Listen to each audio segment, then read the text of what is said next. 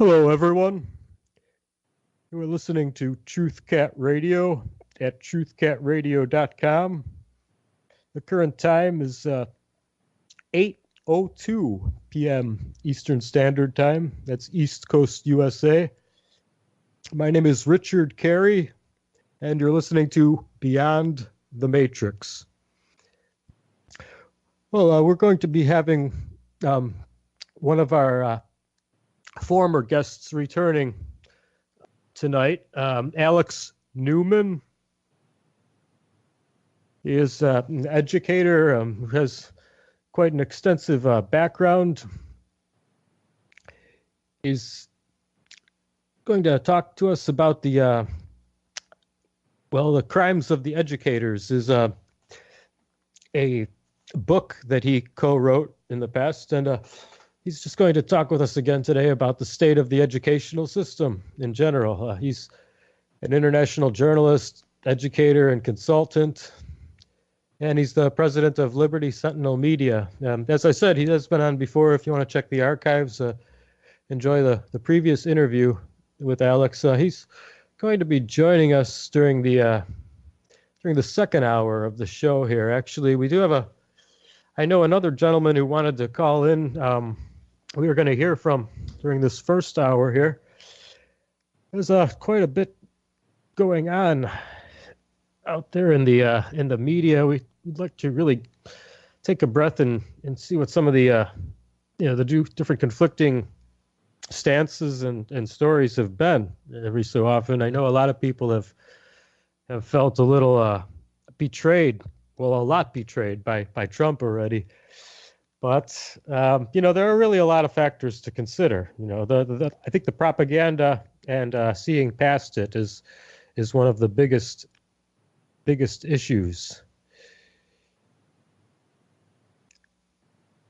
Just give me a moment, folks. I'm going to try to see if I can connect with this one gentleman who wanted to call. See if we hear from him here, or if it's going to be a bit later, perhaps. Hello. Hello, Dill. Hi, can you hear me? Yeah, I can hear you. Good. Yes, ladies and gentlemen, hi, this is Dill Elner, a gentleman I've known from the, really from the art scene of my local community initially. But hey, it's great to have you with us here. How are you doing today? Doing well, thank you very much. Excellent. Yeah, well, I was just greeting the audience and just mentioning some of the just conflicting stories and in all the media these days. Just a lot of the impressions we're getting from a lot of people, and I'm sure you've heard a lot of different arguments and opinions as well recently. Maybe you could just introduce yourself first, to our listeners. I mean, I've known you, but they don't know who you are. As I said, this is Dill Elner, and maybe you could describe your background and your past a little bit for the people. All right, my name's Dill Elner. I'm also known in the art circle as Grim.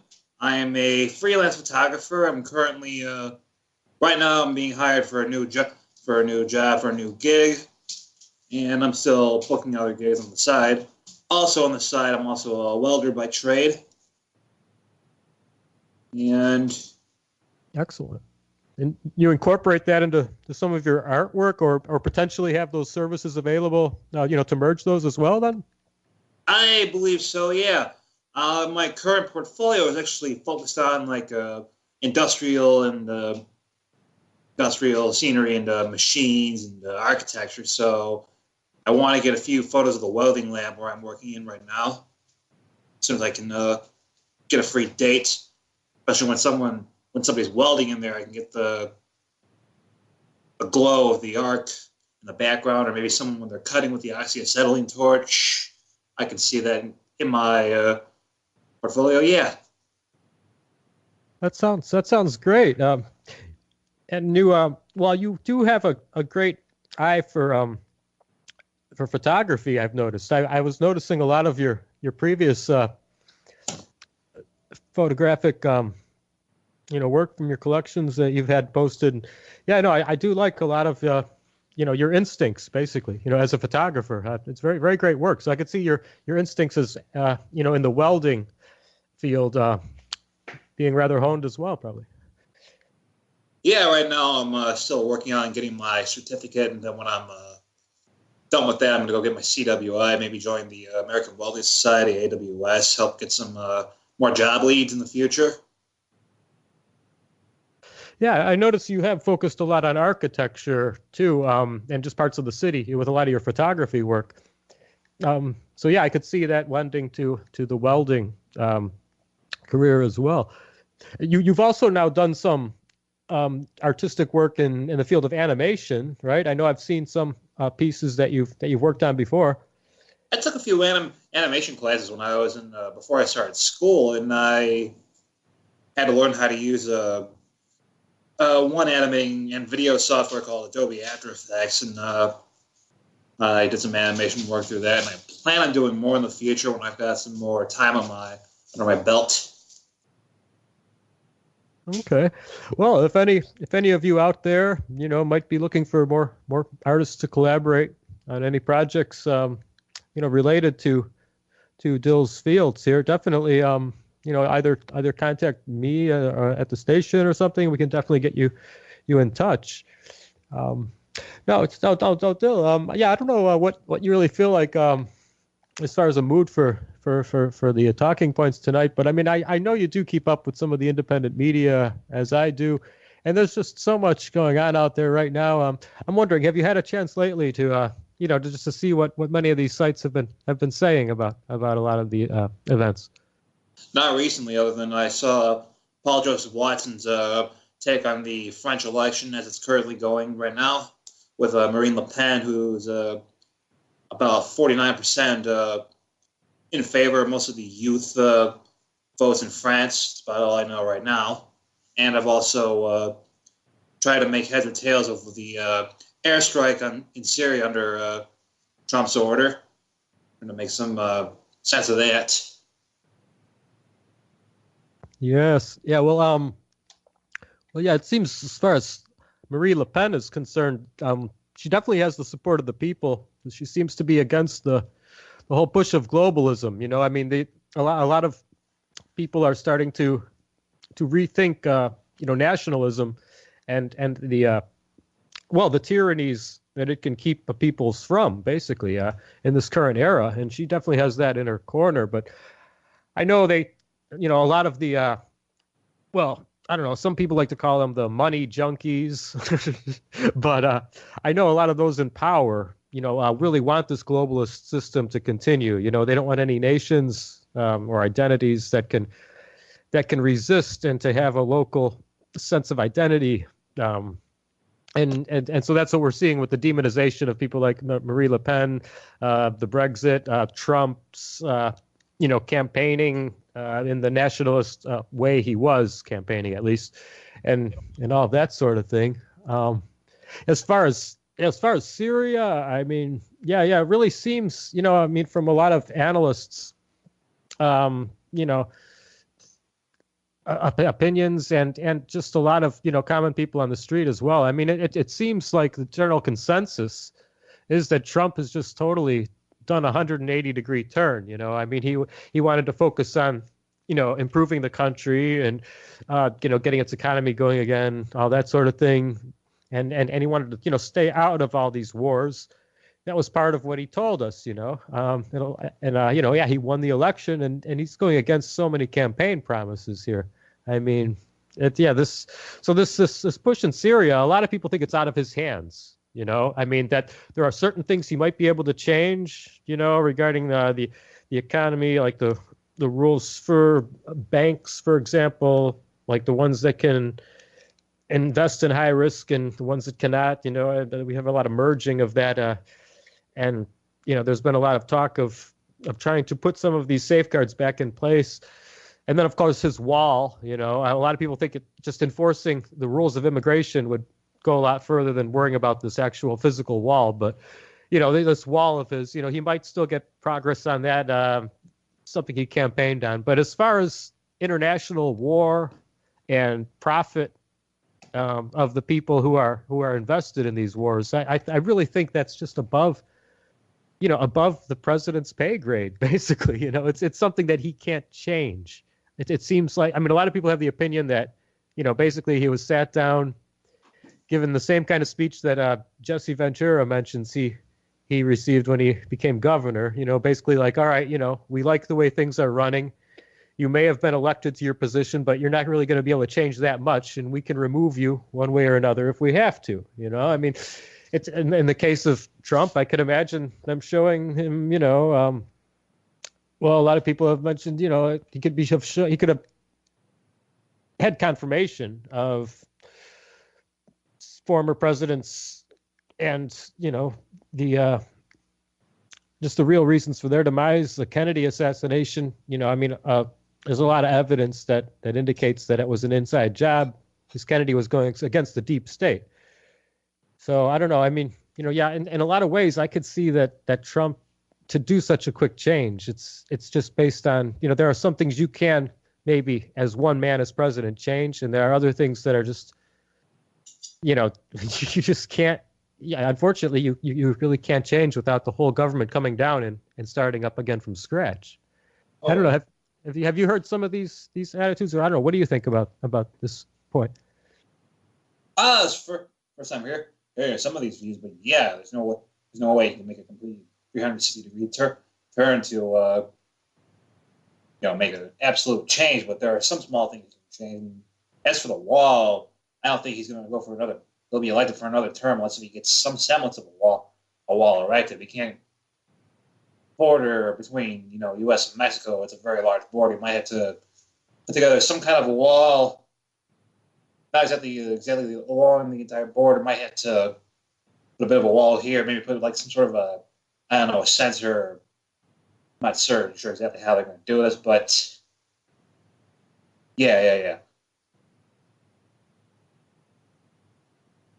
A lot of people think that just to enforce the actual immigration policies, not giving these people all these incentives and promises of, all this assistance, once they get to this country illegally. There's been a lot of incentivizing, of these people in these regions, these places to come here, and it's completely unfounded. A lot of the times they are promised things that they don't get when they arrive in the destination country, whether it's like over here in America or in Europe. There are a lot of issues, places like Sweden, France, Germany. It's been a massive immigration and quite a tremendous fallout, as where it's just overtaxing the whole infrastructure. It can't handle it, and then the change in culture. Some things, can only be hidden for so long, but it's clearly, a lot of things just don't work. But yeah, that the people behind giving, the motivation, the encouragement, the incentivizing for all of this immigration, I think that's the real issue. So yeah, a physical wall, I think it's just for show. It's just for, pick my side or their side, and the campaigning kind of thing. He went for that extreme, as opposed to his, competitors who had a far different view on those issues. But yeah, I don't know. Unfortunately, a lot of people, just get dazzled by these outrageous things, and even just an outrageous project, just a huge daunting project of this big wall. It's a distraction, a lot of people think, from the real issue.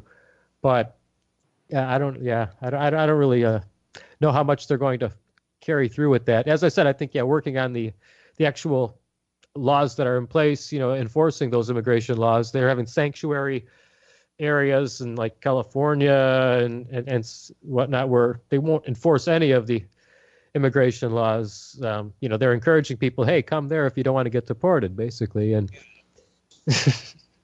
Chicago is also a bit of a sanctuary city too, and so is Elgin, Illinois. Okay, all right, I wasn't aware of that. Yeah, Ron declared Chicago a sanctuary city long before Trump was in power. All right. Well, yeah. Well, since Obama started out here in Chicago, yeah, I could see, yeah, with the agendas that he has in place, that I shouldn't be surprised, I suppose. And we have Rahm Emanuel here in Chicago. He's a major Zionist and one of Obama's middlemen, basically. Oh, yeah. But in addition to the international conflict in Syria, though, now suddenly we're getting all of this, North Korea fear mongering. That's suddenly getting ramped up to extremes. I don't know. Have you heard much of this out in the neck of the woods where you are? To a certain degree. Not coming widely in the local news. Yeah, I mean, it just seems like there's just an agenda, to invade these countries. They're not playing ball with the banking systems is what I think it really comes down to. And they're nations that can be pushed around. It seems that the U.S. has, in recent decades, made a habit of bullying nations that are in a position to be able to be bullied. If they don't have, a large arsenal, if they don't have strong ties in trade and politics to the U.S., it's open season. They don't have any steel resources, Mm-hmm.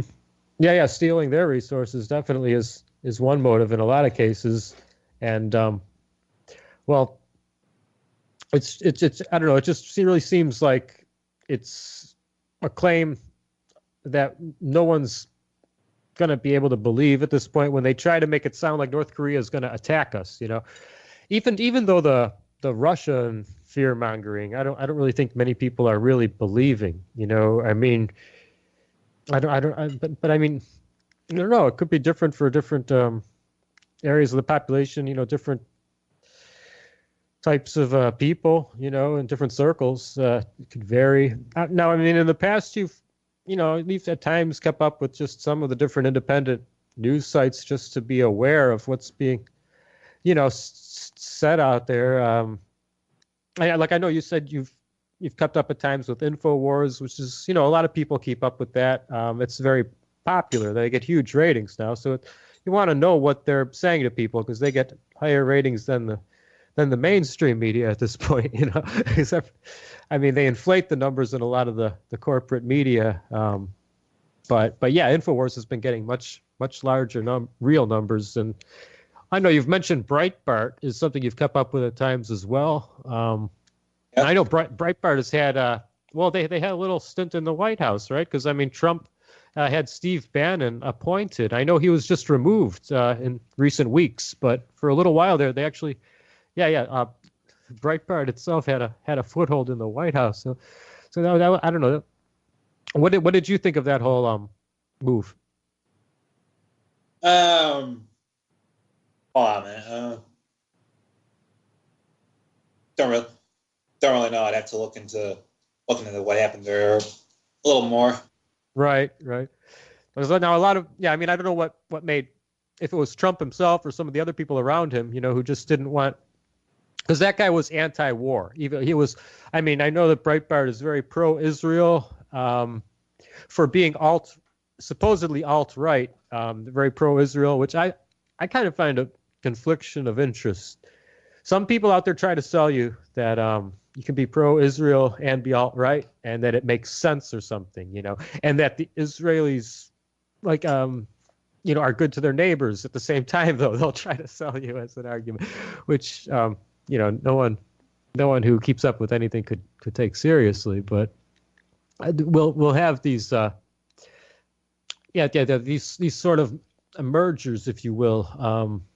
These factions, it would seem like there was a strong push, though, to get a lot of alt-righters to be pro-Israel, though. And see, but pro-Israel seems to go along with being pro-war because, I mean, a lot of these Middle Eastern conflicts, I mean, it's no secret how much Israel has dual citizens that are highly influential to American politics, and the geopolitical role of the U.S. is very often in Israel's best interests in the Middle East. I mean, we have Yemen, we have Syria, Iran, is probably next on the list. We've had Iraq in the past. These are all suiting, of course. I mean, serving Israel's interests. So that has been, aside from their natural resources, there has been also, their their neighbor who has a strong influence over here. But and it seems like the corporations and these. Well, I mean, some argue that Israel itself is a bit of a corporation. I mean, some claim that Rothschild himself is the actual controller of the country. But I mean, a lot of these interests, and as far as the natural resources, the land, I mean, there are a lot of corporations that the U.S. seems to be working for rather than its own people at this point. So I mean, we go because of conflicts with the dollar for trade, or people trying to use their own currency or their oil reserves, like Syria under the Golan. There's a lot of oil they're finding just recently now, and Israel's been claiming that's why they've been occupying that territory. They want to sell that to Europe, and they've been already trying to establish the pipeline for that, even though it's not their oil, it's Syria's oil. So I don't know. Yeah. I mean, it just seems like this country is not what it started out as. Even our parents' generation, it was already hijacked by the corporate interest. And then that's what seems to be the biggest player, unfortunately. Mm-hmm. Seems like more towards corporate control rather than an actual free market system. That's what they're kind of what they have in power right now. Same here in the U.S.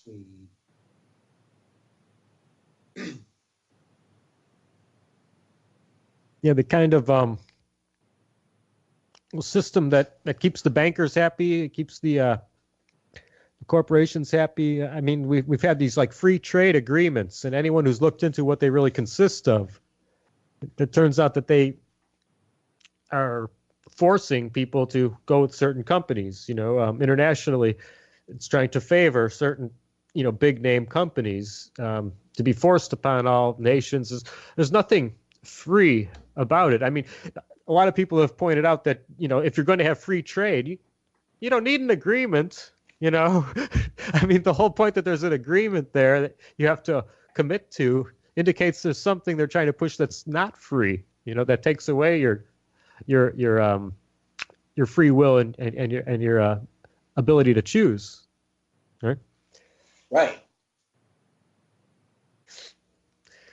I don't know. A couple closer to home, though. I mean, and I mean, I know you work with a lot of the art world. Being an artist by trade, and I know you're a musician as well. So I mean, yeah, just when it comes to the art culture, in this country lately, I mean, I don't know how much do you see that manipulated as well, by corporate interest rather than equality. I mean, is it getting worse, do you think, as we've in our generation?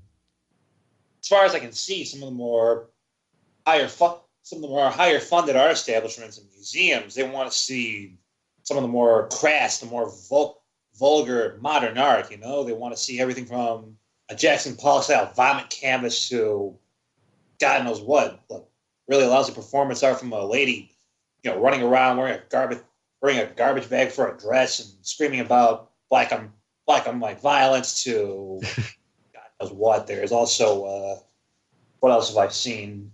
Have it here in Chicago in one of the Art Institute campuses. I've seen some pretty damn good modern art, but in the midst of these exhibits, I've seen absolute garbage. Everything from just a wicker basket spray painted purple and placed on a fucking pedestal, pardon my language, and that was passed off as art to really. What else have I seen? Oh yeah, another artist. He took like a makeshift flamethrower and he was supposedly flame painting a canvas, but he wasn't actually painting anything. He was just making holes and burn marks into the big canvas. And another piece of art, I guess you can even call it that, just a bare light bulb hanging off of a rope. That's all there was. That's all there was in this gallery. And even in the Art Institute museum, in one of their galleries, one of their visiting artists, he only had just one freaking photo up in one of the walls, and the rest of the walls were completely bare. And top it all off, at the current school where I go to, where I'm working on getting my welding license, they have an art program there. They have a illustration program, graphic design program, a fine arts program, but in their gallery, what they counted as art was just reflective tape all over the floor, nothing on the walls. That's what I've seen for it. It's as if the modern art establishment, the cultural Marxist establishment, they just want they disregard quality. They don't want actual art. To them, ugliness is beautiful. Mediocrity is beautiful. That's pretty much all I have to say for it. That's really brilliant that you bring up cultural Marxist influence, because that's exactly what I was thinking too. The political far left, the extreme left in our current era has become the mainstream controller of the narrative, of the culture. It doesn't extend to art. It also extends to music, popular culture. Oh, yeah. Modern architecture to, come on. Here in Chicago, we went from Ludwig Mies van der Rohe and Adler and Sullivan to, I can't even describe it, these cut and paste brick and mortar blocks that are supposed to be condos, and they prop these things up in the middle of some of the most not obscure, but how should I say this, unkosher neighborhoods here in Chicago, and a lot of the ghetto areas along Martin Luther King Drive and along parts of Cicero, parts of Cermak Avenue, and they'll pop up these expensive townhouses, but they look like absolute garbage. They're just aesthetically dead blocks. That's the way I could describe it. Oh yeah, no. Some of the modern styles of housing, that'll be like 2 and 3 level houses and that. Yeah, I know what you're talking about. Yeah, I'm not sure I care for it very much either. It does seem very bland, like it's trying to project the future of humanity that, I don't know, it's a little too Borg for my tastes. There's not enough expression. I like the grandiose Gothic architecture, eras like that. And I don't know. Yeah, it doesn't seem like this is an equivalent at all. If you look in the long run, if our descendants look back at the different eras, this era's architecture seems like they're trying to sell it to us rather than make an artistic statement for the times. Yeah, if you look back in the modern era in the late in the 20s and well into the 50s, when my grandparents were you had these private establishments, apartment buildings, and other buildings along their area, especially in Cicero and some parts along Harlem Avenue. You'll still see some not Gothic, but you got these neoclassical designs. You got these beautiful terracotta exteriors, and what do you call those? Ornamentation along the exterior. It's beautiful. It's beautiful, but nobody's doing that anymore. And people are tearing these buildings are being torn down day after day, and they're being replaced, and nobody recycles them properly. They have no use for them. They either go into a landfill, they recycle the terracotta and turn into God knows what, and they've got the any electronic waste that's left over, any asbestos. That's a environmental hazard right there. That's that can't be. It's just a lot of the stuff's unrecyclable. They can't be. It ends up getting into the soil and any of the minerals such as lead, mercury, asbestos. That's going to pollute the soil, pollute the water. It's unbelievable. In some cases, then, like, you mentioned buildings from like the teens, 20s, 30s. I mean, is it in some cases better to leave those buildings up and refurbish them, safer than to let those materials just get torn down and when they can't be recycled, like you mentioned? I'm not sure. Yeah, what is the best technique when they are in disrepair, though? What do you think?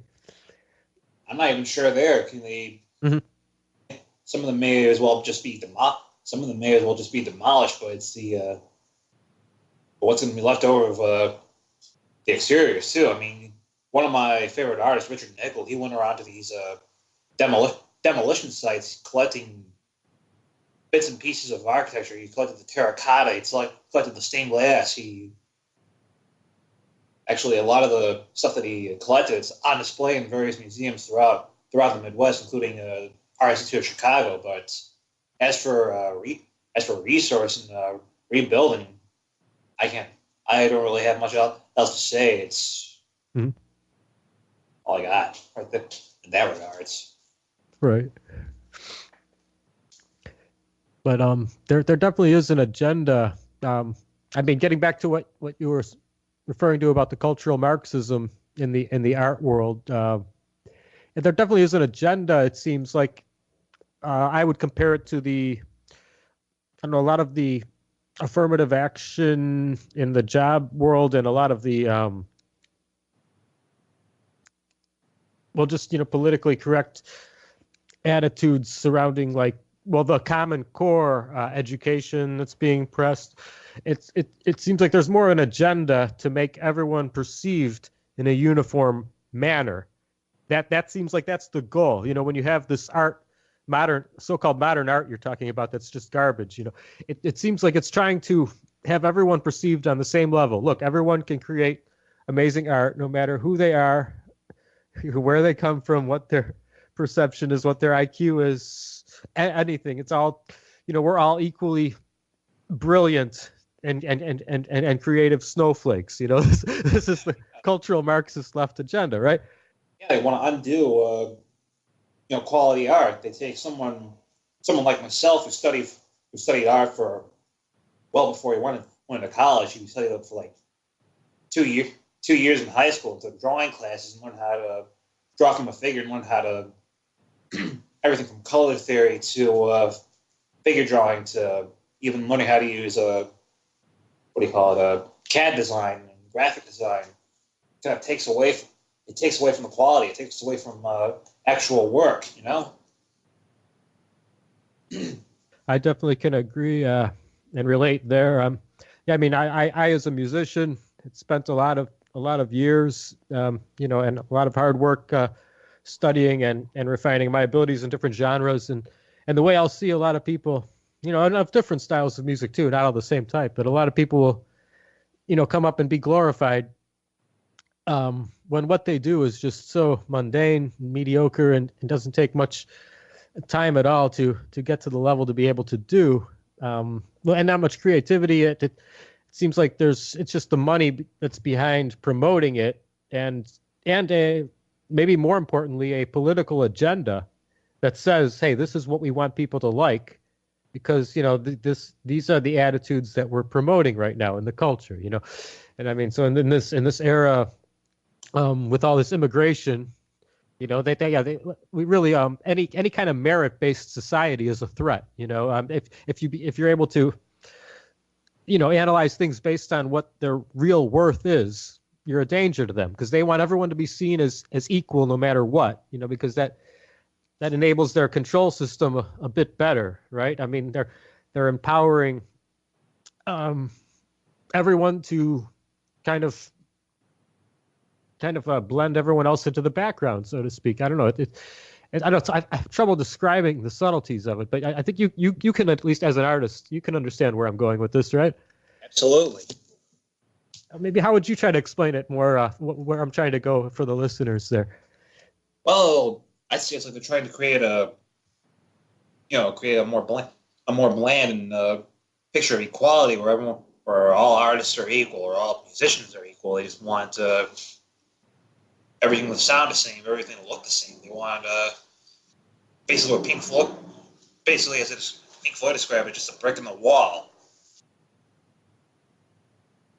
It seems that's what they actually want. They don't want anyone to swim against the current. Anyone to stand out. It's a bit of a sort of a herd conform. It's a bit of a herd conformity game right here. And anyone who has like any strong sense of identity or a cultural past is getting kind of overshadowed and blocked out, trivialized, if not demonized because of it, right? I mean, as I said, there's all this in the name of diversity and multiculturalism. These are the kind of words they throw at us to try to justify these things. Exactly, and there's a book I highly recommend if you want to know more, get the idea of what I'm going at right here. It's The Fountainhead by Ayn Rand. The story is about an architect who kind of stands out against the game, who can create and design these beautiful buildings that just that are new. They're not repetitive like a lot of the work that's being put out by his contemporaries. And this guy, because of his radical new ideas, he's an outcast. He's people don't want to fund his work. People don't want to employ him, and he ends up having to work in a in a granite quarry for most of his life, and he gets kicked out of school. Yeah, it's a really good book, Fountainhead by Ayn Rand. Excellent. No, I have heard of it. So no, thank you very much for sharing it with me and the listeners. And yeah, I do recommend we all check that out further, because I'm familiar with it from other people's positive references as well. And I mean, yeah. So I mean, you see this in a lot of the culture. I mean, a lot of your local community here in Chicago as well. I mean, yeah, this cultural Marxist influence on the culture. It's just, just kind of destruction of merit-based society is basically what it comes down to. Then it's trying to make everything seem the same so that it's easier to replace any views in the future we all have with what fits the establishment's agenda more and more as time goes on. Right? I mean, I know there's a lot of these dystopian kind of novels that are very prophetic and show a lot of great concern for the future. I don't know about technology as well. Certainly, you can see a lot of the large companies trying to move technology in a direction that's also trying to do this to us, to control us better. Oh yeah, Apple does it all the time with packaging and refurbishing some of its iPhones and computers. Apple's no stranger to that kind of repackaging. Yeah, and they don't even want people to look at the code for any software anymore. They're making that illegal. They don't want you tinkering with your own vehicle anymore. They're trying to have all these computerized systems, things that making it more and more difficult for someone to repair and maintain their own vehicle. I mean, profit and planned obsolescence basically is what the culture seems to be about. I've talked a lot about corporatism, in the past since I started this show last summer, and yeah, I don't know. A lot of people think, but it's it's I don't know, a boring topic, or it's not a big concern. But I don't know. I really see it as in the future the biggest enemy of the public, of the people, is these giant corporations that become more and more inhuman in their motives and the amount of casualties they're willing to put up with, as time goes on. Because now we have corporations that are able to be considered, they have the legal rights of humans when it helps the benefit of the corporation. They're able to be seen as persons legally, but then at the same time you can't sue them the way you can sue a person. They're also given a lot of freedom from a liability, and then especially in industries that have a lot of damaging consequences. I mean, say, for example, the vaccine industry, the pharmaceutical industry. These are major issues as far as, in the name of profit, you don't care how many lives are harmed or lost. And a corporation has no compassion, basically. So it has all the rights of a human without any of the empathy of a human, for the damage it can cause. True. And I don't know. When I see how much the world has been pushing for these trade agreements lately, the TTP and the TTIP, Trans-Pacific, Transatlantic, these trade agreements, and I see how much the system's been fighting against the media and the film industry has been fighting against the exposure of the vaccine industry and a lot of the harm that causes. There's been a lot of pushback in recent times about that as well. Things like that and these trade agreements that really, I think, show the future to me. That's going to be the biggest battleground. All the nation states are continually kept under people's thumbs, if you will, and so that's why we have like Syria and North Korea right now. All this going on. This is just international bullying. And then Russia, of course, is like the biggest threat to the globalist system. I mean, they're just such a big powerhouse. It seems like they have more so than China. They're also willing to be assertive, though, and I don't know. They seem to be the biggest threat. But China, to some extent as well, as far as at least the U.S. control of trade. Their system for international trade is threatened by the one Russia and China just put up lately. But in general, I see corporations controlling and everyone. Perhaps the private central bankers are above them. Perhaps, but I'm sure a lot of those private central bankers own stock in a lot of the biggest corporations. So I think a lot of the same people are at the very top. But definitely, these corporations are, have making more decisions globally, that even ultimately lead to a lot of our wars, and these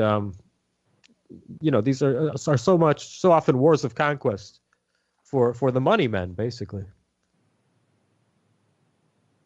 Absolutely.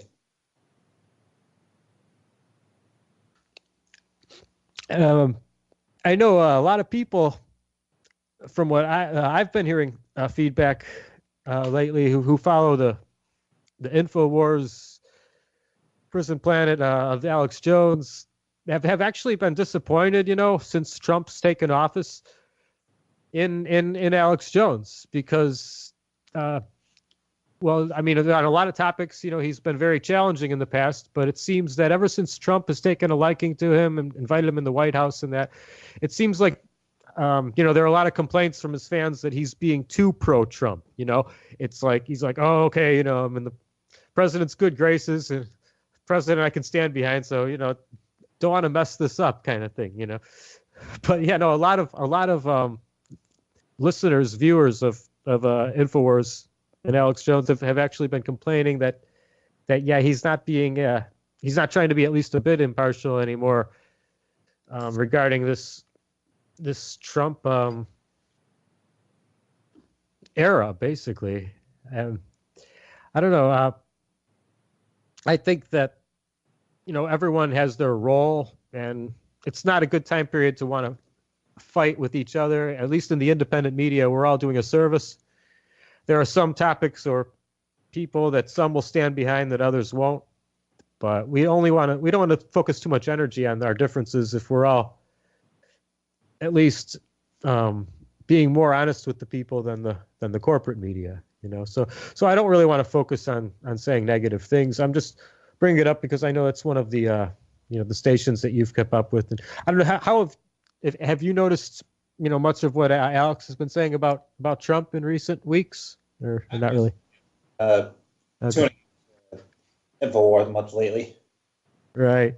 Yeah, I don't myself. I heard through other sources. There are a couple of sources I'll go to for news, but a few websites, and then a couple of like shows or radio programs. But well, I mean, our station here has a lot of diversity itself. We have people from quite a few different backgrounds and broadcasting from quite a lot of locations. There's one gentleman, he broadcasts from Scotland, and I actually had him on my show after meeting him through Facebook, and then he wound up doing a show with us as well. 'Cause, yeah, it went so well with him on the air. So now, yeah, he's on earlier, right before me on Thursdays now. Graham Sutherland, and yeah, he broadcasts from Scotland, and that's always interesting to get a perspective. Actually, it's surprising how similar the attitudes toward government and the media can be, whether you're here or overseas in Europe. Have you spent much of any time in Europe yourself? No, but I plan on doing it in the future. Okay, all right. You keep in touch with anyone overseas, or?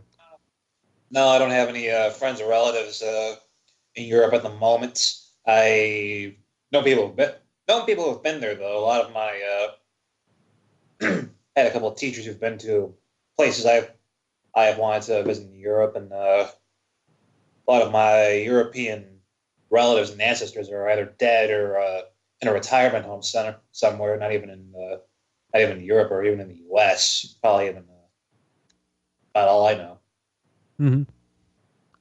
Yeah, well, just with your appreciation of a lot of classic eras of architecture, I could definitely see you appreciating Europe a lot more than America here. That's why I was asking.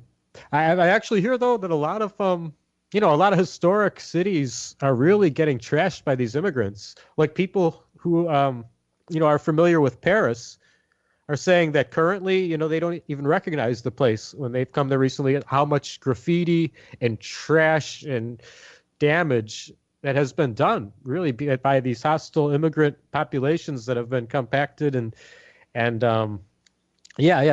charged up with false promises and have been in a conflicting culture.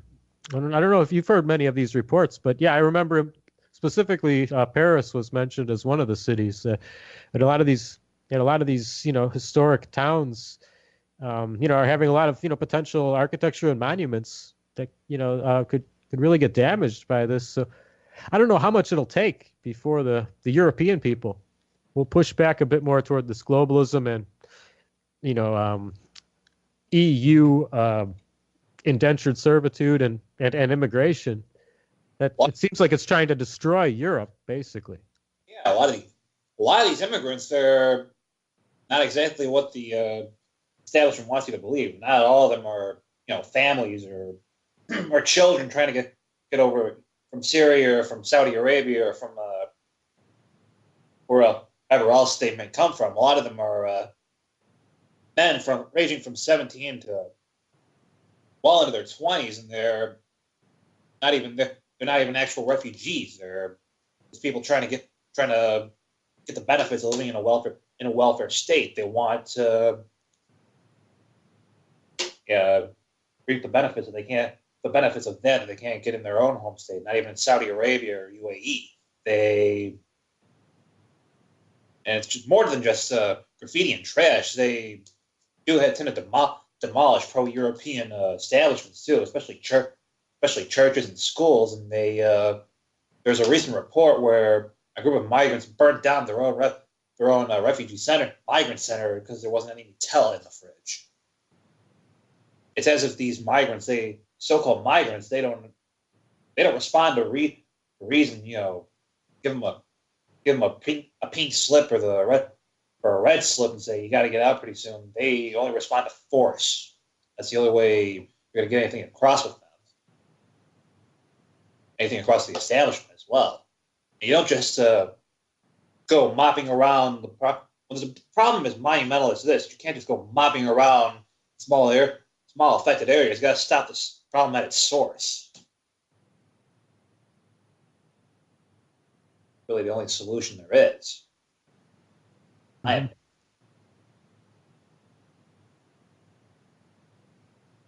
And I have heard some of those accounts as well. You know, I mean, yeah, a lot of grown men who, you know, yeah, these immigration people, social workers. I mean, everyone's just accepting as children, you know, for all the benefits that comes with that.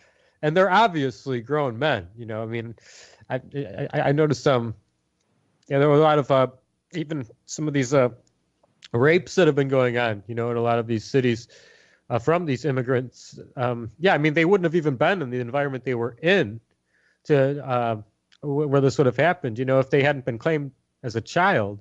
And then here they are. It's a grown man with a beard who's like, you know, raping the poor local women while reaping all the benefits of being this child in their immigration status. It's just really quite over the top. But yeah, I mean, I don't know, these policies, you know, I mean, are really in place for a reason, you know. I know we just only have a couple more minutes here, and we have to take a break and have, I know I have another gentleman who's supposed to be coming on, but I don't know. I'd love to be able to chat more, you know, on another show with you about, maybe we could talk more about this cultural Marxism more in the art world and just a bit more of the right and left in the media and perception they try to spin these days. And, you know, it seems like a lot of good topics, you know, we could continue on here. But I have enjoyed having you on today, Dill, and I would definitely like to have you back. Would you be up for something like that? Sure, definitely be able to make some time. I enjoy being on myself. Excellent. Great. Well, yeah. And, yeah, maybe we can get, you know, some people in touch with you along the way, as far as, collaborating on some art projects or commissioning you for some work. So yeah, maybe it could be win-win situation for all there. But no, I mean, I think perspectives from artists, can be quite refreshing toward politics and culture in general. So yeah, I always, welcome that. And yeah, I thought this was a great interview here, and it'll be great to talk to you again soon.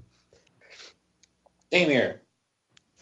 Okay, well, yeah, if you want, you know, you could leave me your, you know, I don't know, well, if you want to just mention the best way contact information could get to you, if anyone is interested in, who's listening today, you know, in getting in touch with you about anything art related or anything, you know, related to any projects. What is the best way that they could contact you? I'm on Skype right now, as you can see, and under Facebook under Dill Owner. And you can also call me by my mobile number, 773-677-0197. Again, if you haven't written that down, it's 773-677-0197. And of course, you can also find me on Facebook and Instagram and Skype. That's Dill Elner, Dylelner. Well, thank you. Yeah, we're going to take our break now. And yeah, it's been great having you on. Have a great night, and we'll have you back soon.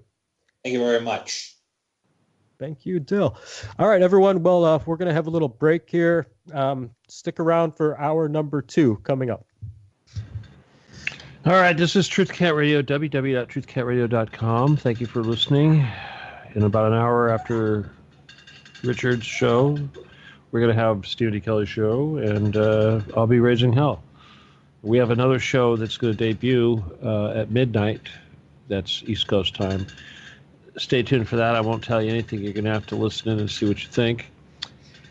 And then we have a whole fun week worth of fun stuff coming up until we come back here again on Thursday. But I'm not going to get into it. But I need to remind everybody that we are 100% listener support, so we do need your donations, because we are one of the only networks out there that does tell the truth without having to hold back. And because of that, we are under great attack. Now, we're doing it for you, so hopefully you guys will appreciate the efforts, and you will kick us down $1 here or $2 just so that we can pay the little bills that we have every month.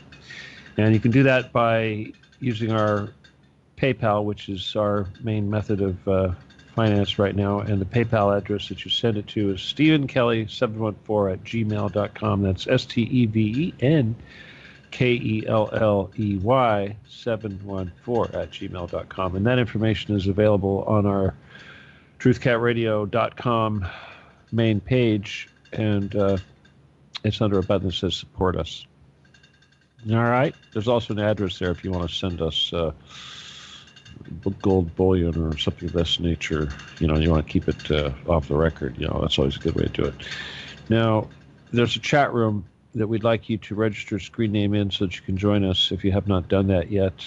And you can access it, of course, on our truthcatradio.com page. We are also in need of your help pretty extensively with our social media campaign. If you have not joined the Facebook page for Truth Cat Radio, please do so. We really would like you to do it. We've only got about 1,500 people on there. And even though we've got about 16,000 person page reach, we've only got 1,500 people on the actual page. So I think we need to do a lot better with that. So if you guys could please help us out and join that. And then help us out by sharing the various ads that we will be sending out with respect to that page. Share them on your own page. Share them in groups. And if you're listening to this show via YouTube, like so many of you do, please leave a comment at the end of it. Give us a nice thumbs up and leave a nice comment and share it with your friends. Okay, share it on your Facebook page, and by all means also subscribe to the Truth Cat Radio YouTube if you have not done that yet. We do. That is our archive, and that's a great way to keep up with the shows if you're not able to catch them live. Oh, beyond that, let's see what else. If you'd like to be part of Truth Cat Radio in any way whatsoever, or you'd like to contribute your skills, your resources, and talents, contact me, Stephen Kelly, and my email is law17gun@aol.com. That's law17gun@aol.com. But don't send any PayPal money to that email. Only use the Stephen Kelly 714 at Gmail, and do not send any correspondence to the Stephen Kelly 714 at Gmail. Won't work. And with that, again, if you'd like to call in, the phone number is 714, that's area code 714-598-3125. Once again, area code 714-598-3125. If you'd like to join us via Skype, you want to either be connected to Richard Kary or myself, that's Stephen.D.Kelly, and please say that you'd like to join the show so that we know enough to connect you and bring you in. All right, and with that, I'm going to return you to Beyond the Matrix, and I'm going to do my best to relax until I have to come on in an hour. Oh, and by the way, if we've lost audio here, it looks like our stream was interrupted about 4 minutes ago. So if you have not refreshed your page, please do so, and that will correct the errors that you're experiencing in your sound right now. So if you have lost audio or your audio is now bad, please refresh your page and be advised that we are under attack, and that's the nature of Truth Radio. And whenever something happens to your sound, please refresh the page. Thank you.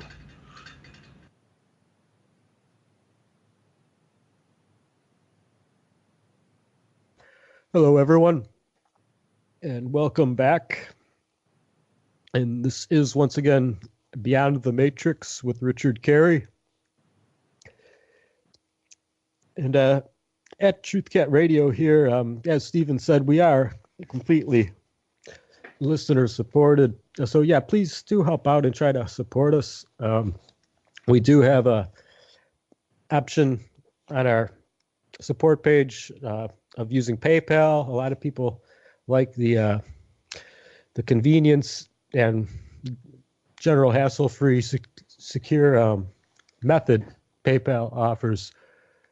So if you could, with a little something you may have to spare after your bills and expenses for the month or the week, occasionally at least, it could really go far to make sure everything is still up and running here out into the future. As the station progresses more, we have a bit more concerns Stephen has to look after, with equipment and just keeping all of the all of the payments for our services, of course, and everything we have reserved for the station.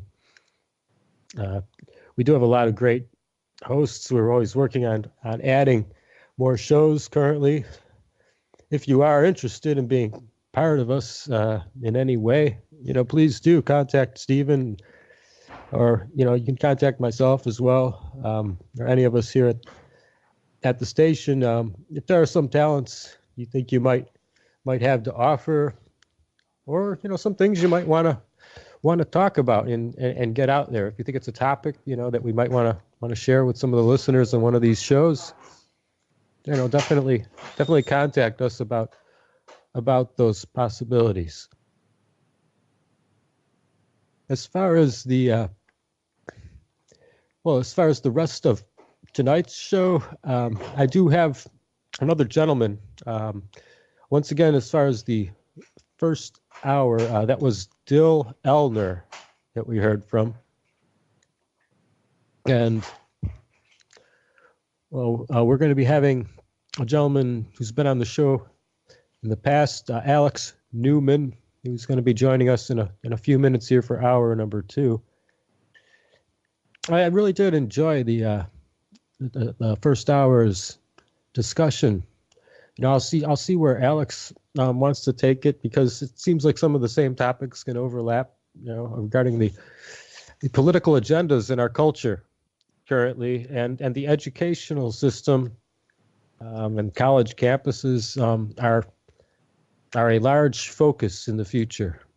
I see the corporations as the largest threat to the people more and more as time goes on, as I always say to all of you. But at the same time, I do see the educational system as the biggest target, the biggest focus for a lot of their agendas.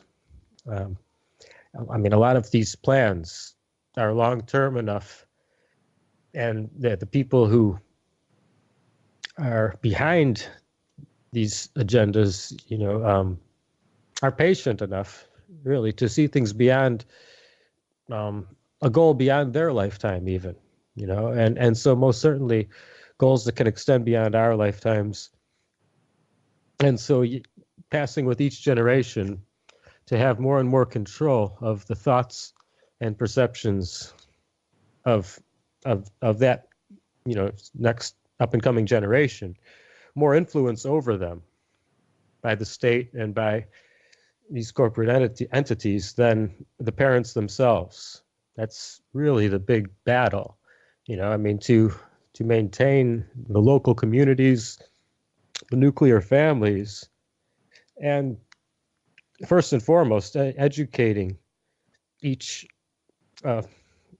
forthcoming generation with the ideals of those parents and aunts and uncles, grandparents, values, ideals, not those of the state or of the multi-conglomerate corporation that seems to have all but taken over your once great nation state.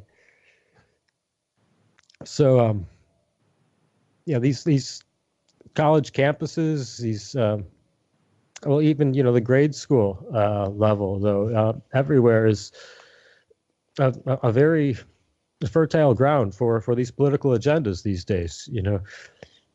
We have to, really be wary. I mean, a lot of people trying to make ends meet have no choice but to have, even a lot of daycare for children when they're not in school. So that's just even more hours of, someone else's perceptions being instilled into your family and the future of your family more than your own.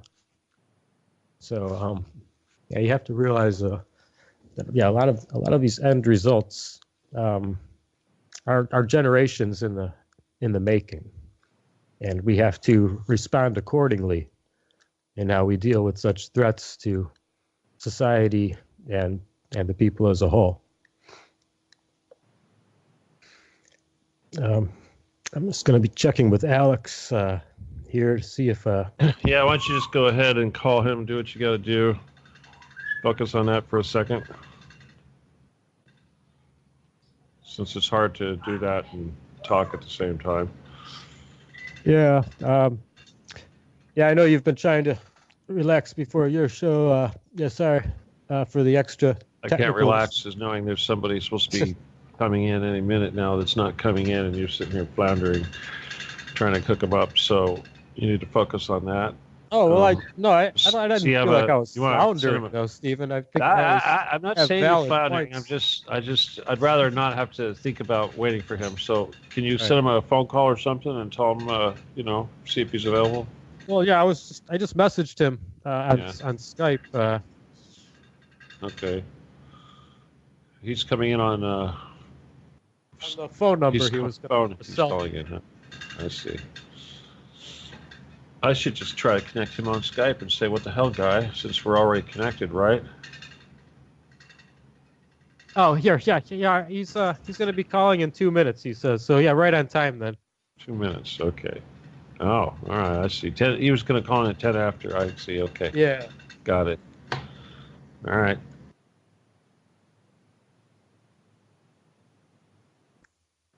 Back to work, man. You can't have these dead air. Come on. Talk. Yeah. Well, have you? I don't know. Have you? No, you want me to unmute, huh? Jeez. Well, you have had a chance to catch the first hour at all. I mean, your show. Topic, yeah. It's everybody's show. Oh, God. Okay. Well, I'll just say this about the guy that you're just talking to. First of all, it's the strangest name. I want to know exactly where his damn family came from. Where does that name come from? That's a weird ass name. I couldn't tell if that was Native American or if that was what. Mm-hmm. But that was kind of bizarre. And first and last name were both very bizarre. I don't know if anybody out there listening caught it. But I noticed when he first started talking, he was very monosyllabic in his answers. And it was like, oh, okay, I'm on, guy, talk more. But then he opened up a little bit. But so that was kind of. But that's the nature of this business. People are afraid to hear their own voice, or they're afraid that they're going out over the air and people might actually be listening and judging the sound of their voice. Hi, listeners. Hi, listeners. Hey, any of you guys want to call in? Say Stephen. Yeah. Well, Oh, I'm not. Happy 420, buddy. Happy 420. Yeah, it is 420. That's right. I was just thinking of something, though, that you mentioned last week on your show, and I really don't think you should, feel too bad about the whole Trump thing. I mean, as an alternative to Hillary, we were all behind Trump, and I think all of the people who listen know that. I mean, you are not the only one. A couple other people I heard in the independent media who felt kind of the same, were saying the same kind of thing, feeling kind of guilty that some of his decisions that maybe he doesn't have complete control over. But I don't think I think people understand. I always knew he wasn't that bright. Come on, I always knew he wasn't that bright. Everyone says he's high IQ, and it's like, really? Okay. Well, a lot of people think that they also. All right, hold on. Here's your call. Here's your call. Hold on. Okay. But we should be connecting right now, folks, with Alex Newman, and I've had him on. Let's see if it works. Let's say it's October. Let's see if we don't get his answering machine. Hello. Oh, there we go. Hello. How's it going? Hi. Good. Alex, how are you tonight? Good, thanks. Great. Well, thank you for taking some time for Truth Cat Radio. Yeah, we definitely appreciate having you back on again. Hey, well, thanks for having me. I appreciate the opportunity. So. Yeah. Well, I mentioned in the first hour, but for the listeners again, I'll mention that we have here Alex Newman, and Alex is an international journalist, educator, and consultant, and he's the president of Liberty Sentinel Media Inc., a media consulting firm. And then why is he not promoting us? Huh? What? Richard? Yes. Richard? Why have you not put this guy to work for Truth Cat? Oh, well, what the hell, Richard? Sure Alex has a lot of man. Jeez. Well, I'm sure Alex has a lot of obligations, but yeah, we definitely consider networking, to see to see, if we have enough of the same concerns, Stephen. Oh, but Alex is also the. Balderdash, Alex, you need to be donating your services to TruthCat. Yeah. Just letting you. Yeah. Very good. Well, Stephen, Alex has spoken out a lot against Common Core. He wrote a book, Crimes of the Educators, and he has a lot to say on the educational system. All right, I don't want to, I'm gonna mute my microphone and go back into my relaxation mode because, let's see, let me just say, my ex-wife worked as, she works in the school system, and I have one of my daughters, my most talented, graduated on the dean's list, whole 9 yards, from women's studies. Okay, so yeah. And with that, I'm going to go ahead and mute. Okay. Sounds good, Stephen. Yes, Alex. Well, it is great to have you back with us, though, Alex. I was wondering what you might like to share with the listeners or start out with.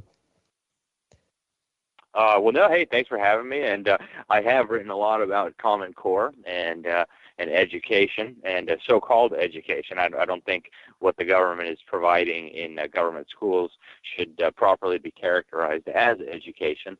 But it is what it is. It's terribly damaging to our society and our children. And that's one of my big passions. I think we might have talked about that last time.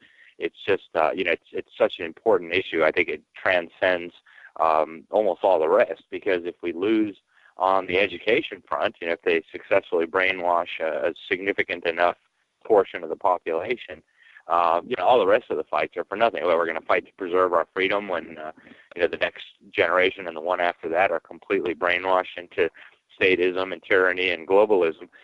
Good luck with that. So I think education is one of the most crucial battlefields that we have to fight on, and it's one of those do or die battles. If we lose on education, all the rest of it is a moot point. We can fight over to protect our gun rights and our free speech rights and our free press rights and our religious freedom and all that kind of stuff. But if we lose on the education front, again, it's all going to be for nothing, right? Because they've only got to give it another generation or two before the older people who loved freedom die off, and the younger generations that are thoroughly brainwashed, become the voters and the politicians. And it's so important that people understand this. And so I've been writing on education for years. I'm actually a teacher myself. I love teaching. And wrote a book on education, and I've been writing articles about education for, probably 10 years now, because it's so important. And over the years, I've realized more and more it's one of the central issues of our time, because what's happening in the government schools, again, is not education. What we've shown is that it's part of a deliberate plan to dumb down the population of the United States, and it's actually a global system at this point. You have the UN's education agency pushing this madness at the global level. And I can't emphasize how important it is that people sit up and take notice of this. Where it's not just the minds of our kids we're talking about; it's the future of our country and our Constitution and our freedom. So, yeah, and I mean, people these days, because of the economic system, they're forced to have more hours they can't spend with their children. There are a lot of families. Well, most families now, if there are two parents in the home, they're both working.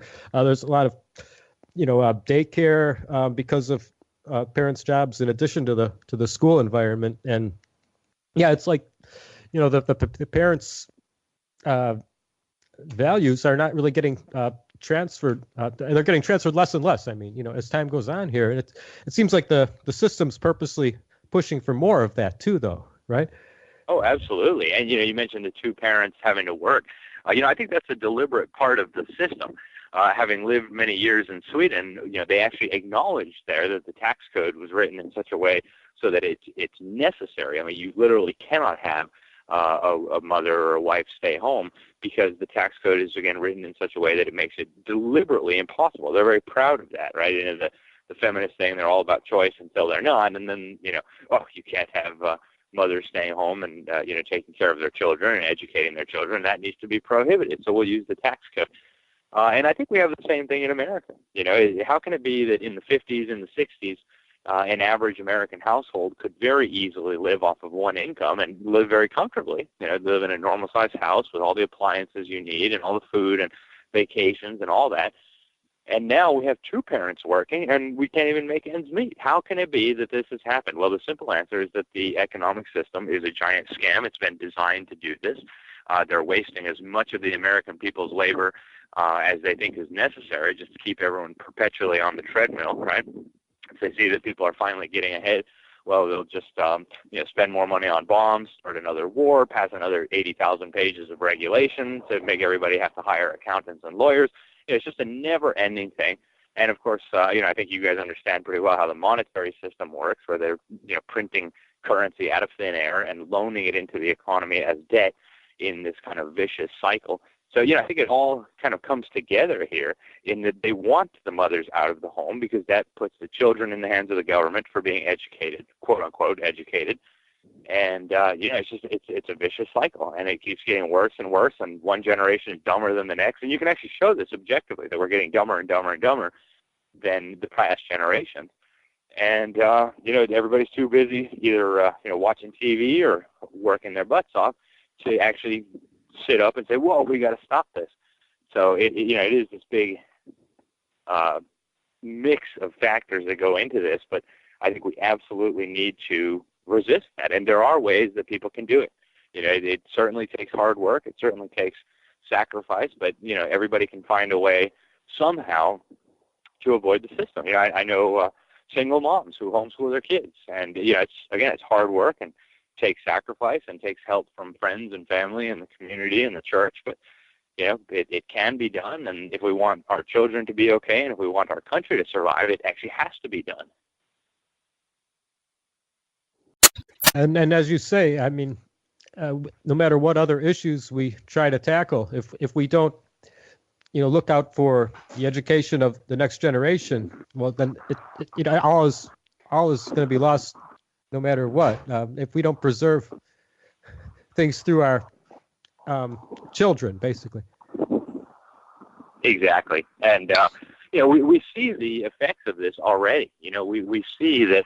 With each generation, the kids are getting dumber. We see that with each generation, the kids are getting more and more dependent on the state and thinking that this is normal. It's now considered the normal state of affairs that, of course we should all depend on the government for, our health care and our well-being and our education and all this. Whereas, some generations ago, it would have been unthinkable that the government has some duty to provide for our health care and our food and our housing and all that kind of stuff.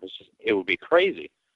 And the globalism, too, the indoctrination into this idea of world government and new world order, whatever you will, this is coming straight from the school system into the minds of the children. And, these children, they don't know any better. They're taught to, respect authority. And so, okay, respect authority. And then the authority is telling you, hey, you need to submit to globalism. We're all going to be global citizens. It's going to be so nice when we're all ruled by this wonderful United Nations. And they don't teach the kids how to think critically, so they can't even figure it out any better for themselves.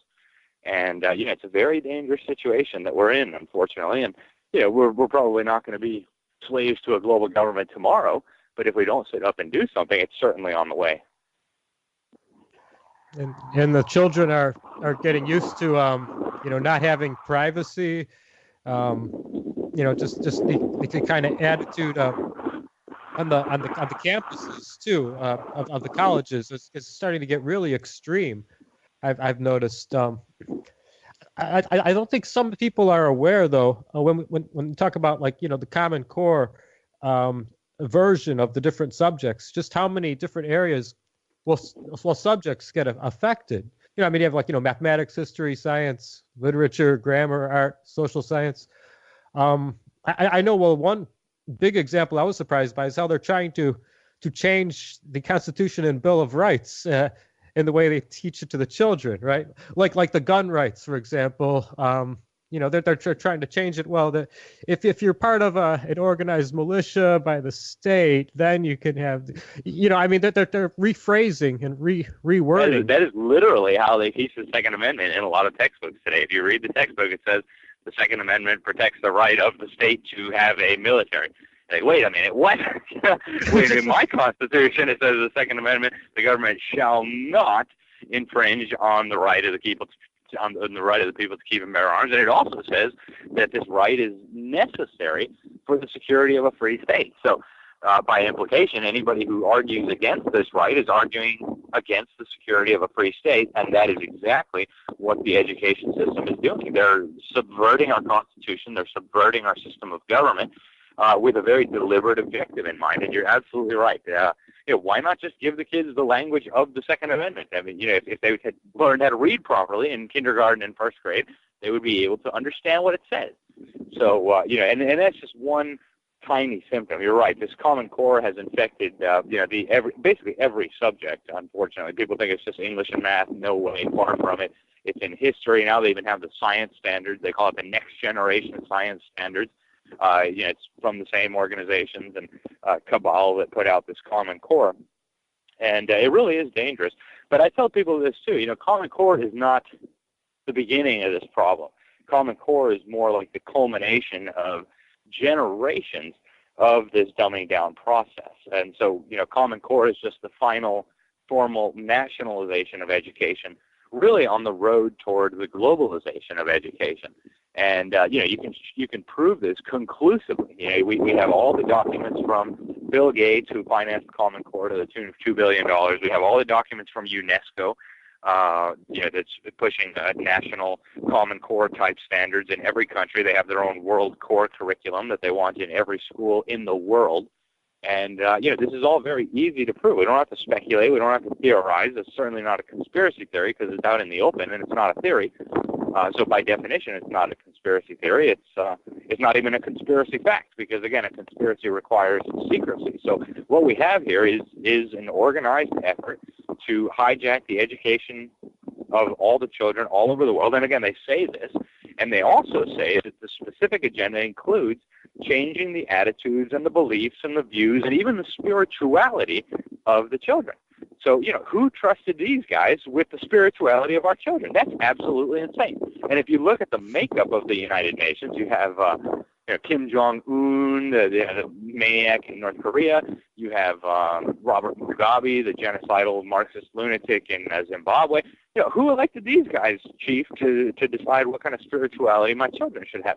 That is absolute crazy talk, and yet they're putting this junk out in press releases that are going to the inboxes of journalists around the world. It's absolutely nuts.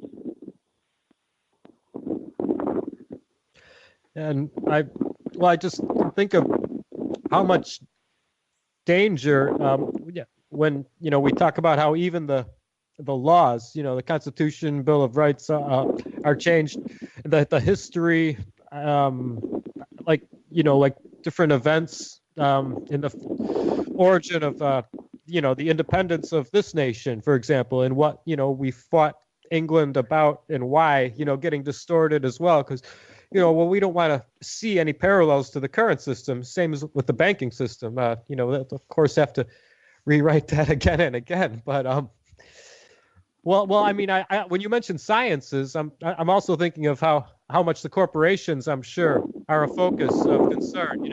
I'm sure that it's all about carbon taxes and being pro-GMO in the science of Common Core, right? It is, yep. And actually, the 2 points that come through most clearly in the Common Core science standards, again, they call it the next generation science standards, is belief in this evolutionism.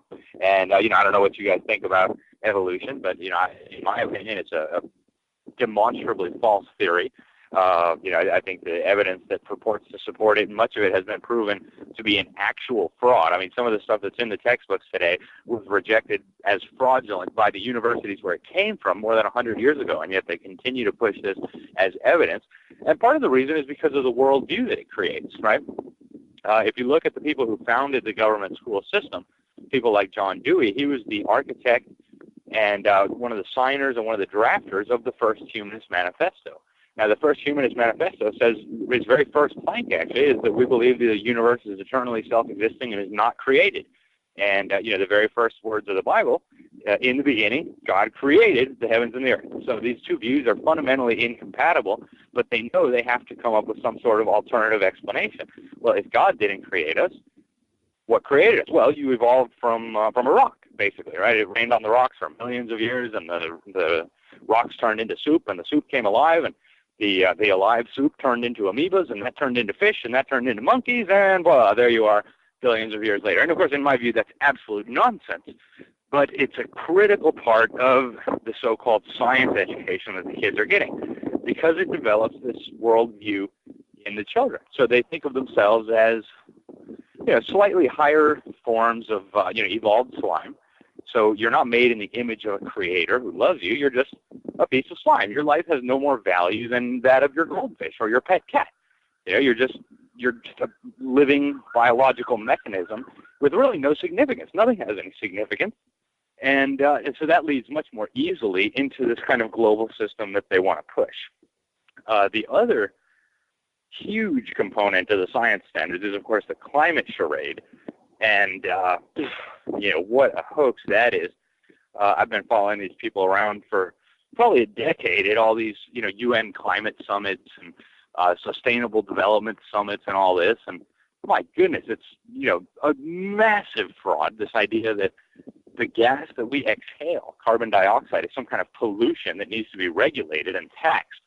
I mean, if we give the UN the power to tax and regulate the gas that we exhale, there's no area of life where the UN could not intervene and exert its control. So I think both of these pseudo-scientific ideas are critical to the world that these people want to build, and that's why they're emphasized so strongly, and that's why it's prohibited to present any kind of other alternative viewpoint. If you're a science teacher and you go in and say, this is one theory, that the gas you exhale is a toxic pollution that's going to kill us all from global warming, but then there's this other theory that actually, no, that's not true, and that's probably baloney, and carbon dioxide is absolutely essential to life, and the Earth is starving for CO2, well, you'll get fired for that, just for presenting an alternative point of view. It's verboten, so to speak, in German. And the same thing with any theory or any facts that contradict the evolution theory. And so that comes through perfectly clearly in these standards. And the ironic thing is that the majority of Americans reject both of those theories. Most Americans reject the evolution theory, according to scientific polls, and most Americans reject the global warming theory by huge margins. Yet our taxes are paying to indoctrinate our kids in these pseudo-scientific theories. It's just, you're at a loss. And they're teaching the kids that this is science and that this is fact, and that people who disagree with these things are anti-science. And, it's incredible that they've managed to get away with this. And it's even more incredible that we're paying for this. We're subsidizing our own demise. And this is a very big component of it. So again, this is being rolled out across the country. And every time you get a piece of legislation that says, well, the kids should be allowed to hear more than one perspective, you see, all the special interests come out with their knives out trying to stab people in the back. Who's pushing this? So you're anti-science, blah, blah, blah. And, it's just incredibly dangerous. It's incredibly fascistic. And it's central to the worldview that they want children to develop, right? They want this kind of bizarre, earth worship type, religious, pseudo-scientific view. And these components of it are essential as, first of all, the worldview, as I mentioned, and second of all, to justify a lot of the policies that they're pushing. That's where the global warming thing comes in. And, again, it's terrible, and we shouldn't be paying for it with our taxes, and we should be protecting our kids from it. And well, how about the issue of vaccines? There's been a lot more push lately, to try to get the message out there. I know with the film Vaxxed, that a lot of the film festivals have been blocking from being presented and everything. I don't know. I'm sure that the Common Core must have a lot of promotion of vaccines in the pharmaceutical industry as a whole. Oh, absolutely. And, actually I had the opportunity to review Vaxxed. I thought it was a delightful movie. And, it was very well done. It raised a lot of important questions, and we should be demanding answers. But you're right. In these pseudoscience classes, they teach the kids that vaccines are always safe and always effective. And first of all, we know they're not always safe, and we know they're not always effective. So right off the bat, they're starting off with a false premise, and they're teaching it as if it were fact. And unfortunately, again, it's happening. Not just on the vaccine issue, it's happening on the GMOs, it's happening on the climate stuff, it's happening on every possible front that you can think of. And, it all evidences a design, right? When you look and you see all these different seemingly, unrelated things, when you look at what they all have in common, you see, oh, yeah, these are all part of the same system. They're all designed for the same purpose, and that is to move us toward this totalitarian monstrosity that these maniacs call the New World Order. So, you're absolutely right, and all of these things are very important to the agenda, and that's why they're pushed so heavily in the schools. Now, Alex, I look once again at the description of UNESCO, and it sounds so benevolent, but I mean, I see this organization started in 1945. They're established. After World War II, this comes along. Then, so is UNESCO a front for the globalist agendas, but is trying to hide itself as looking out for our best interests? It is, yeah. It almost does a very poor job of even pretending, right? At this point, it's so out in the open what they're doing. And frankly, it's been like this from the beginning.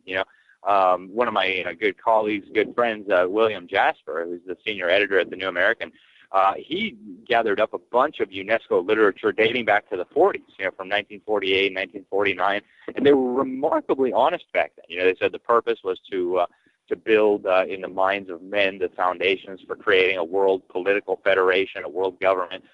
They talked about that the purpose of education needs to be to combat family attitudes, right? They didn't want religious views and Western civilization and these notions of God-given rights and, family-centered, God-centered living. So they wanted to use UNESCO to undermine basically the foundations of our civilization, and they've succeeded wildly. Now, if you look, fast forward to the present and see what they're doing, you see that it has gotten even more unbelievable. To give you just a few examples among many, the UNESCO put out a report, I think it was 2 months ago, maybe less, talking about textbooks. And I highly encourage everybody to go take a look at this. It was only, maybe 30 pages long. It's not a huge document, but it'll tell you exactly where they want all this to go. And they acknowledge right up at the front, textbooks are crucial in forming the minds and the views of children, which will be the future generations. They tell you right at the front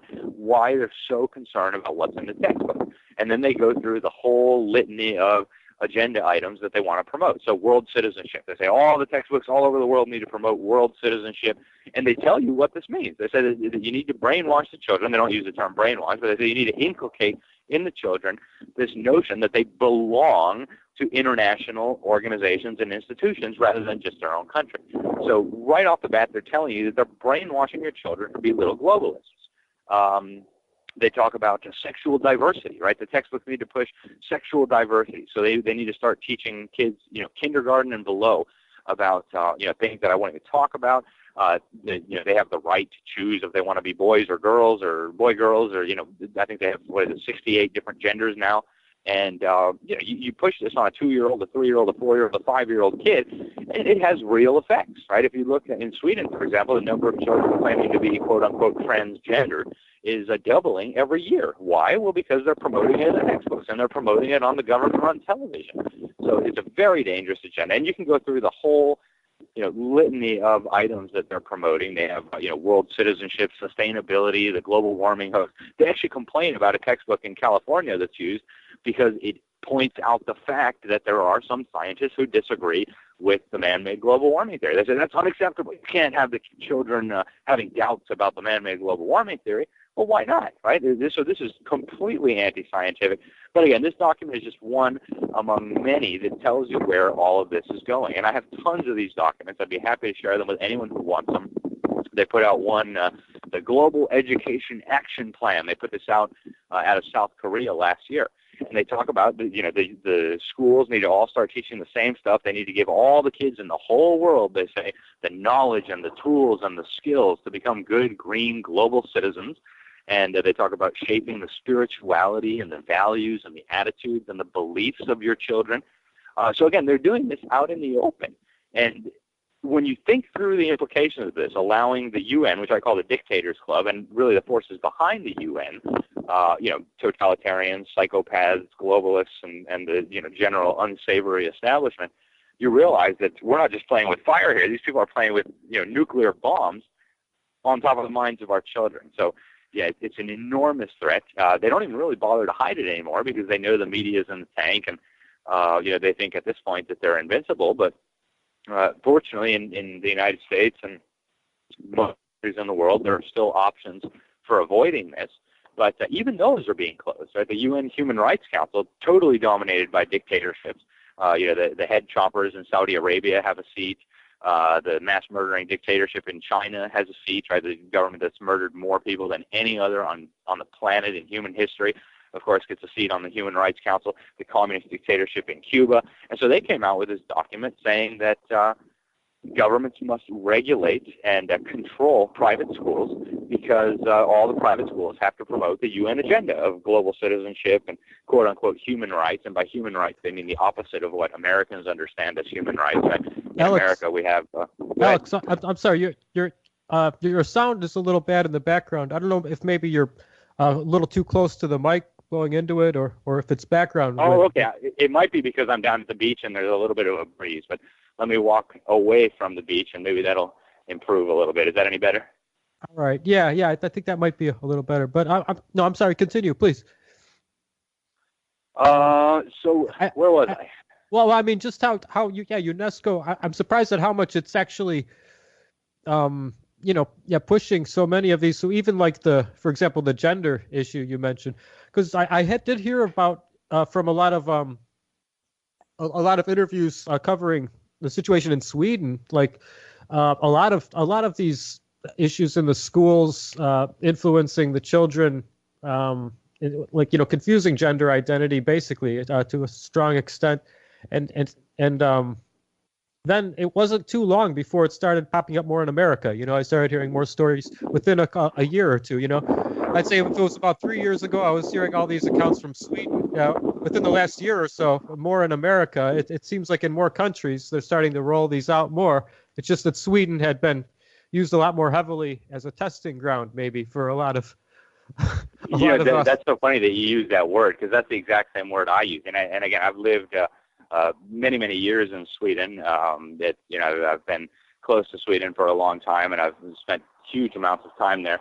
And I consider it basically a testing ground for the globalists, for the establishment. So they roll things out there, and then they work out the kinks and see okay, what kind of opposition are we going to have? How do we disarm the opposition? How do we manipulate the debate? How do we define the debate so that we can move this agenda forward?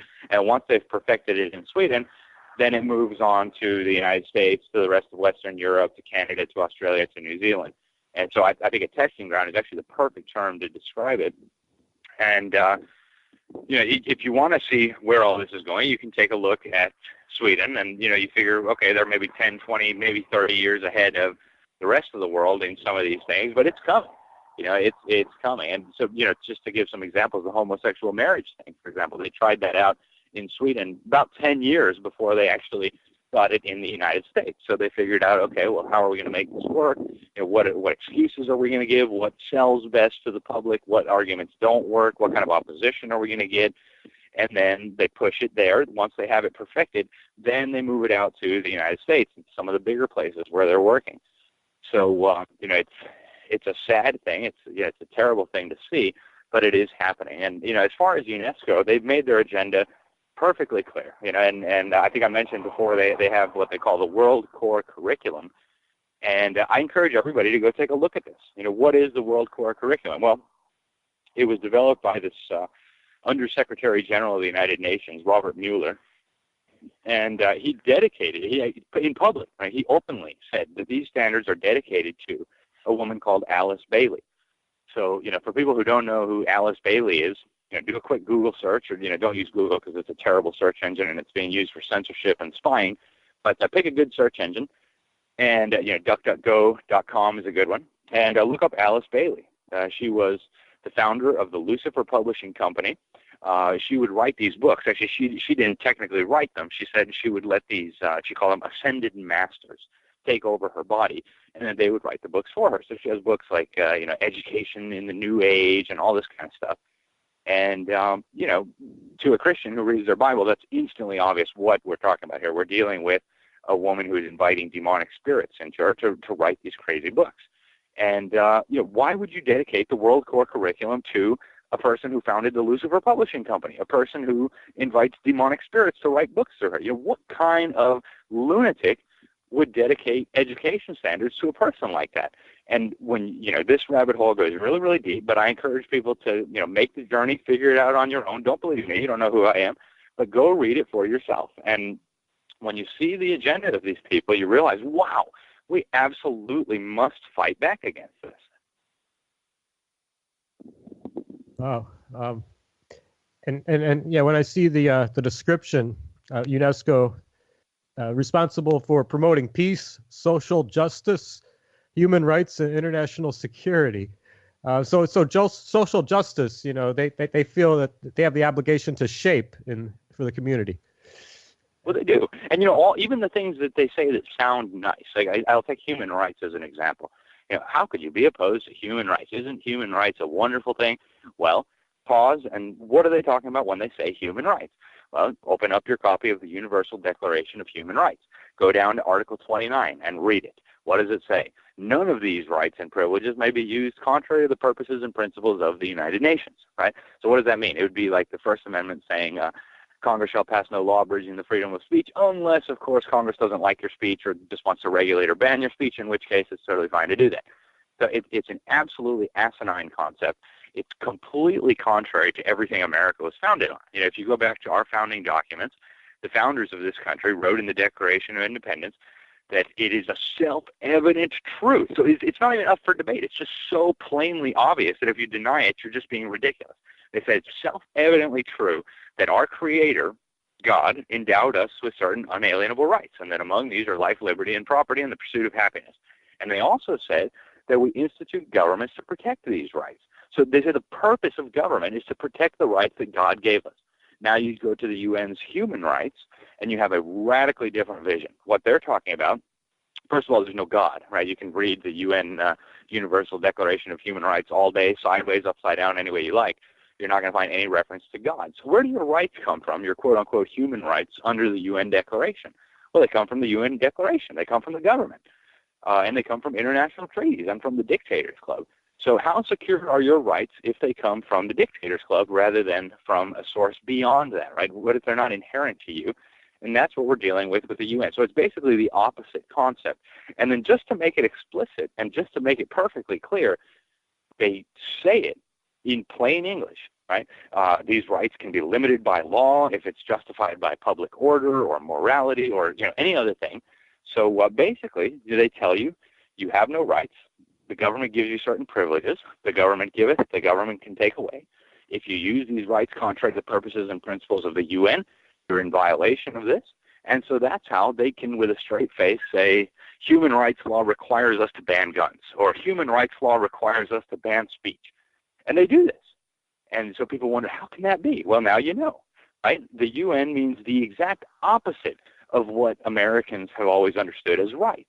And so when UNESCO talks about promoting human rights, what they're really talking about is promoting the undermining of true rights. So, that's the situation we're dealing with here.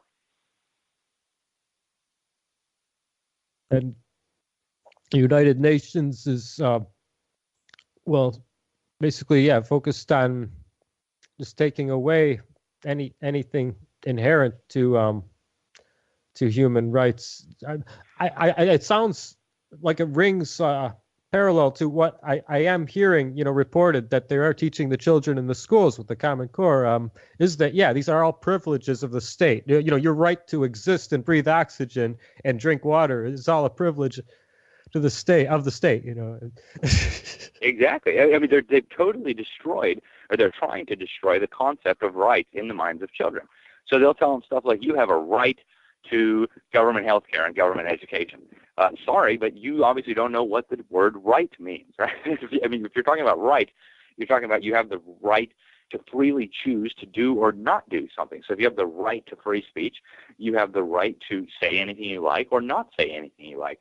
What you don't have the right to do is go around and steal money from your neighbor and use it to pay for, whatever, quote unquote, education or health care or anything else. And you don't gain any right to steal from your neighbor just because you're acting through this, mythical thing called government. It doesn't make any sense.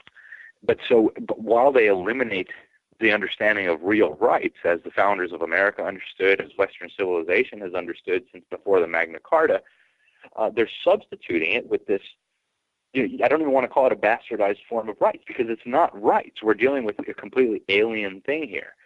So, it's tragic, it's dangerous, and it rings very much like the Soviet Constitution. If people go back and read the Constitution of the Soviet Union, you'll see incredible parallels with the UN Declaration of Human Rights and, the concept of rights that these people are pushing. Again, it's the opposite of rights as they've always been understood in America. The two views are fundamentally incompatible. Either it's self-evidently true that God gives us rights and governments exist to protect these rights, or the UN and governments give us, quote-unquote, privileges and can take away or regulate or ban those privileges whenever they deem it to be in their interest or our interest. So, these views are not compatible. One will have to give way to the other. So either we're going to keep our individual God-given rights here in America, or we're going to surrender them in exchange for this, crazy concept of UN human rights. UNESCO totalitarianism. It is. The whole UN system it's fundamentally based on totalitarianism. I mean, the UN Human Rights Council, for example, 10 years ago, they finally had to disband it because Gaddafi was elected to run it. I mean, come on. What kind of human rights could be administered by Gaddafi? It's just incredible. But it's the situation we're dealing with. And they're teaching the kids in school, the UN, it's all about peace and human rights. And how nice. We're all just one big, happy UN human rights family. But when you actually stop and think about what they're teaching, you realize that we're dealing with actual evil here.